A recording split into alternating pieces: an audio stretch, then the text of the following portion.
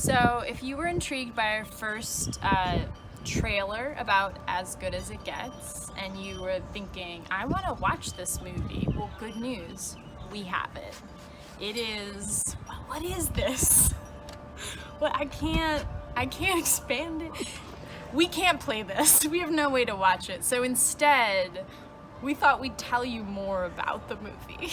And, you know, I actually do have quite a good memory, but I'm struggling to remember the actual plot of this movie. He did something to a dog. I have harmed it in some way or tried to. The dog lived, I think, down the hall with a neighbor who was gay. And the movie opens with Verdell being thrown down a trash chute by Jack Nicholson, which is animal cruelty is a really aggressive way to open a movie. Yeah, tough. But anyway. In a side plot, Greg Kinnear is severely gay bashed, loses his partner, as well as his will to create art, which is only restored after he has sex with Helen Hunt. In the most memorable scene of the film, Nicholson takes Hunt out for dinner at a posh restaurant where he admits that yes, he suffers from severe obsessive-compulsive disorder as well as a phobia of germs, but he's never taken medication before because he hates pills. On that day, however, he decided he had to take a pill because he wanted to be, quote, a better man, unquote, for Helen Hunt. Yeah. He's very clear that he only is paying for the kid to go to the doctor so that the waitress can come back and be his waitress at the restaurant so she can come back to work because he's just such an OCD I'm not prick. even trying to finish it. I can't remember if him and the waitress get together. I think he gets a lifetime ban from the restaurant, which is like a big deal for him. But our most... For anti-Semitic comments. Yeah, he's making anti-Semitic comments. He's really just an asshole. The movie wasn't very good. No. I believe that he lives in a retirement home and then they go on a journey somewhere.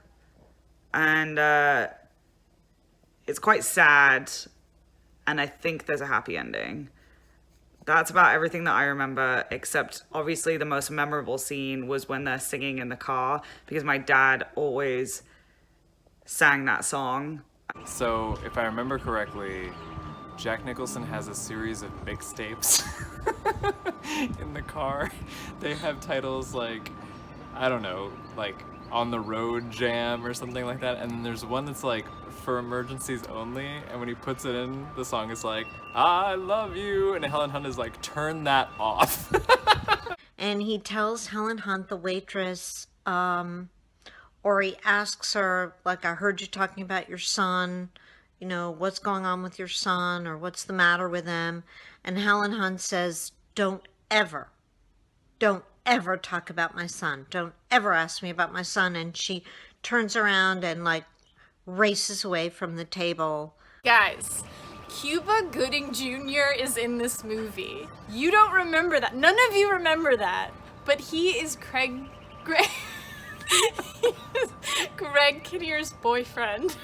And I also don't remember him. Looking at the full cast and crew, and the cameo list is like, I'm starting to think that like someone's pulling a prank on us. Cause okay, so I was right about Skeet Ulrich. Jill the dog plays Verdell, okay, whatever. But like around here, it gets really weird. Where'd it go? So Shane Black, he's the guy who made Lethal Weapon. Lisa Edelson from House MD. We got Jamie Kennedy as Street Hustler. I actually remember him in the film. Maya Rudolph over here. We got, there's Harold Ramis. Here's Todd Solondz, the filmmaker. What is going on in this film? But anyway, the gay neighbor gets pretty much, he gets beaten up. Like someone swindles his way into his apartment and they like beat him up and steal all his stuff. Part of the subplot is that Jack Nicholson is like really racist and he's like afraid of Cuba Gooding Jr. and Cuba Gooding Jr. just like threatens him at some point because, you know, because he's an asshole to Greg Kinnear.